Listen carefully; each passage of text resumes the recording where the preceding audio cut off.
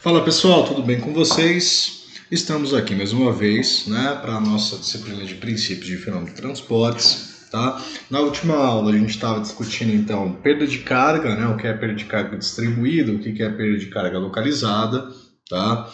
Ou primárias e secundárias, tá? E começamos a ver ali como calcula essa perda de carga, como que a gente consegue determinar o seu valor, a questão da soma das perdas de cargas, o tipo de tubulação, o tipo de material e quais são os fatores que influenciam na perda de carga, tá? E para esse pré-aula, da nossa aula 9, que a gente vai começar a discutir outro assunto, mas é interessante que a gente trate um pouquinho mais sobre a questão da perda de carga, tá? Eu vou trazer mais dois exemplos, de cálculo de perda de carga e aplicação da perda de carga, tá bom? Então, o primeiro, eu já trouxe para vocês aqui de novo a nossa tabelinha de materiais, junto com a rugosidade absoluta em milímetros, é a tabelinha que vocês têm na apresentação da aula passada, a gente vai estar utilizando ela, é bom ter elas em mãos, assim como as perdas de cargas localizadas, as singularidades que nós temos, alargamento, caso limite, cotovelo 90, cotovelo de raio longo, cotovelo a 45 graus, para que a gente possa estar desenvolvendo esses exercícios, tá? Então vamos lá, esse exercício foi o que eu deixei, como para vocês tentarem fazer ao longo dessa semana, tá? E comentei que a gente iria fazê-lo no pré-aula, tá? Então, no trecho de 1 até 5 de uma instalação, existem uma válvula gaveta na posição 2, tá? Uma válvula tipo globo na posição 3, um cotovelo na posição 4, tá? Esse cotovelo está aparecendo aqui no caso um cotovelo de raio longo, tá? Interessante a gente até marcar, pelo menos eu vou considerar ele de raio longo, tá? Traz também para a gente, sendo a tubulação de aço de diâmetro de 2 polegadas, ele fala aqui para usar 5 centímetros, tá? Que é muito próximo. Determinar a perda de carga entre 1 a 5, sabendo que a vazão é de 2 litros por segundo e que o comprimento da tubulação entre o ponto 1 a 5 ele é de 30 centímetros e ele traz para a gente aqui a viscosidade cinemática do fluido, que é 10 elevado a menos 6, ou 1 vezes 10 elevado a menos 6 metros quadrados por segundo. Isso aqui provavelmente seja a água, Na verdade, a água é 1,002 vezes 10 a menos 6, mas aqui foi feita uma aproximação, tá? Então, o que seria a perda de carga, Então, a gente quer a nossa HP, tá? A perda de carga do ponto 1 até o ponto 5, certo? Dessa forma, a nossa perda de carga vai ser nada mais que a somatória da perda de carga distribuída de 1 até 5, mais a perda de carga, somatória das perdas de carga localizadas, lembrando que a gente usa HS, de 1 até 5, tá? Então a gente vai precisar fazer todos os cálculos das perdas de carga. Posso iniciar calculando a perda de carga distribuída ou calcular a perda de carga localizada, tá? No caso aqui da localizada, vamos começar pela localizada, tá? Então a nossa perda de carga localizada, vou fazer aqui, na nossa HS, do ponto 1 até o ponto 5, são dadas então por 3 pontos, A perda de carga no ponto 2, no ponto 3 e no ponto 4, tá? Então a gente quer a HS, perda de carga localizada em 2, mais a perda localizada em 3, mais a perda localizada em 4. Como que a gente calcula então a perda de carga localizada? Ela é dada pelo coeficiente de perda de carga localizado, que no caso é o nosso K, tá? Então vou colocar aqui K1 vezes a velocidade ao quadrado dividido por 2 vezes a gravidade. A nossa tubulação, pelo que nós percebemos, ela não varia de comprimento, né, de diâmetro, o diâmetro dela é fixo, né, de 2,5, isso é importante. Mas o K2, a perda de carga, o coeficiente de perda de carga localizado, vezes a velocidade ao quadrado sobre 2 vezes a gravidade. Lembrando que a velocidade, então, ela está se mantendo a mesma, tá? Importante. E o nosso K3, nosso coeficiente do perda de carga no ponto 3, vezes a velocidade ao quadrado dividido por 2 vezes a gravidade. Tá? Nesse caso, como que não está ocorrendo, então, a variação de velocidade, tá, gente? A gente pode colocar a velocidade ao quadrado em evidência e 2 vezes a gravidade também em evidência. Então, somar K1 mais K2 mais K3, né, que são os nossos coeficientes. Tá?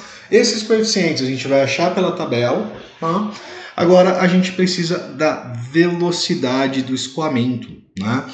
E para calcular essa velocidade de escoamento, a gente vai precisar obtê-la através da vazão. Né? Então, lembrando que vazão Q é igual a velocidade vezes a área. Tá? Então, a nossa velocidade vai ser nada mais que vazão dividida por área. Tá? Eu acho que eu esqueci de pegar a calculadora, então deixa eu só um minutinho aqui, mantenho, baixa. Vamos pegar aqui a calculadora.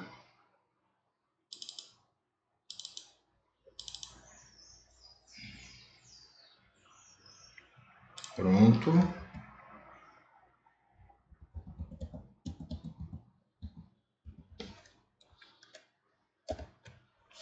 Tá?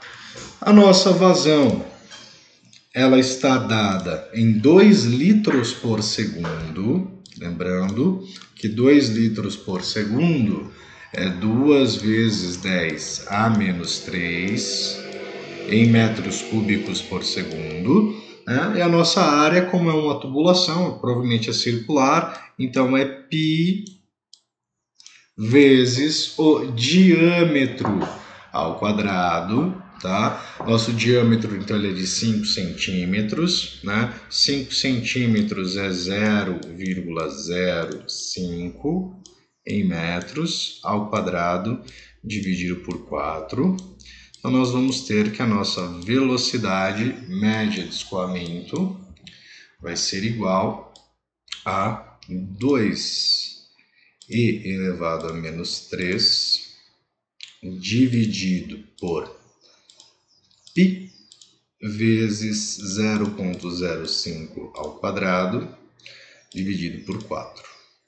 Parênteses, igual a 1,02 aproximadamente, tá? 1,02 metros por segundo. Achei a nossa velocidade de escoamento, certo? Deixa eu ver aqui, deixei espaço. Então, a nossa H, nossa perda de carga localizada do ponto 1 até o ponto 5, vai ser dada por 1,02 elevado ao quadrado dividido por 20 vezes a soma dos coeficientes de perda de carga localizada. Então, eu tenho uma válvula gaveta, uma válvula tipo globo e um cotovelo de raio longo. Então, vamos dar uma olhada aqui. Né? Válvula gaveta totalmente aberta, 0,2. Válvula tipo globo, 10, totalmente aberta. Tá? E um cotovelo, tá, de 90 graus de raio longo, tá? 0,6. Tá? Então, 0,2, 0,6 e 10. Tá? Então, a gaveta era a primeira, 0,2. A segunda era tipo globo.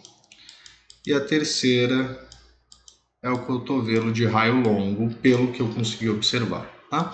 Então, a nossa perda de carga localizada ou singular do ponto 1 ao ponto 5 vai ser dada por este valor elevado ao quadrado, dividido por 20, vezes, então, parênteses, 0,2 mais 10 mais 0,6, que é 10,8. Né?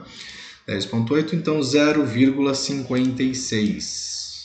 Então 0,56 metros de perda de carga localizada. Tá? Quase 60 centímetros de perda de carga localizada. Tá? Isso somente por esses 3 elementos inseridos na tubulação. Agora, eu preciso calcular a nossa perda de carga distribuída, né? A nossa HSF do ponto 1 ao ponto 5. Então a gente vai precisar do fator de atrito, tá? Vezes, então, o comprimento foi fornecido, ele é 30 centímetros, dividido pelo diâmetro hidráulico, também foi fornecido, né? Vezes a velocidade ao quadrado, e dividido por 2 vezes a gravidade. A velocidade a gente já calculou, é aproximadamente 1,02. Falta, então, o nosso fator de atrito. Para a gente obter o fator de atrito, a gente vai precisar, então, do número de Reynolds. Tá? Por que a gente vai calcular o número de Reynolds primeiro? Por questão que se o número de Reynolds, o regime for um regime laminar, né, eu não preciso usar o diagrama de Moody, né? Porque daí eu faço 64 dividido pelo número de Reynolds, vai ser o fator F, né, o fator de atrito, nesse caso. Tá? Então, o número de Reynolds, ele vai ser dado pela massa específica vezes... ele fornece para a gente a viscosidade cinemática, né? Então, a gente vai estar trabalhando com velocidade vezes diâmetro hidráulico dividido pela viscosidade cinemática do fluido, tá? Então, o número de Reynolds vai ser dado por 1,02, que é a velocidade, vezes o diâmetro, que é de 5 centímetros, então 0,05, dividido pela viscosidade cinemática, que é 10 a menos 6. Tá? Então, o nosso número de Reynolds vai ser 1,02 vezes 0,05 dividido por 10 elevado a menos 6. Tá? Que vai dar aqui, então, 5 milhões, tá? Ou 5,1, tá? 5,1 vezes 10 a sexta, tá? Então, eu vou usar aqui 5 vezes 10 a sexta como valor de referência, né? Onde é um valor bem pequenininho aí para o nosso... Opa, tem um erro aqui. 0,01, 0,02, achei estranho mesmo, 0,05 dividido por 10 a sexta, 10 a menos 6. Então, 51 mil, tá? Um número mais aceitável. Estava achando estranho ter dado na casa do milhão mesmo, né? 51 mil de número de Reynolds, né? E 51 mil é 5,1 vezes 10 a quarta, e a gente vai usar então 5 vezes 10 a quarta neste caso, tá? Bom, turbulento, tá? Então eu vou precisar fazer usar o diagrama de Moody, tá? Então para isso a gente vai ter que calcular a rugosidade relativa, né? Então a rugosidade absoluta dividido pelo diâmetro hidráulico para ter esse valor. Bom, o material que nos foi fornecido, ele falou que era aço, né? Vamos considerar-se o aço novo, tá? Então, aço novo comercial, 0,045 milímetros, tá? Então, 0,045 vezes 10 a menos 3, dividido pelo diâmetro hidráulico, que é 5 centímetros, então 0,05. Tá? Então vamos ver quanto nós vamos ter aqui. 0,045 elevado a menos 3 dividido por 0,05, 9 vezes 10 a menos 4.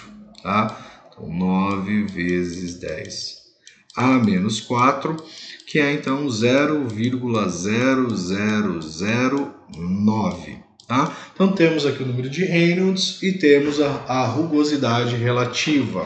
Tá? Então a gente vai para o diagrama de Moody. Tá? 0,009. Note que a gente tem aqui 0,008. Tá? Nós temos o 0,008. E aqui o 0,006, aqui ele começa a diminuir novamente. Né? Nós temos então que seria o 9 o nosso caso, ele estaria entre algo neste valor aqui. Tá? Estaria muito próximo ao 0,08, que a gente vai tomar então como referência. Tá? O nosso número de Reynolds é de 5 vezes 10 a quarta, tá? Então 5 vezes 10 a quarta, o 10 a quarta está aqui, então o 5 está aqui. Vamos fazer aqui traçar a nossa reta de referência. 0,08, vou estar utilizando como padrão, tá? Ele vai bater neste ponto aqui e a gente vai ter como referência este valor aqui, né? Muito próximo do 0,025, né? Tanto que aqui é 0,02, aqui é 0,021, 0,022, 0,023, aqui é o 0,024, tá? Então vamos usar aqui como referência, por questão de proximidade, o 0,024 como fator de atrito, tá? Então, o nosso fator de atrito é F, esse 0,024,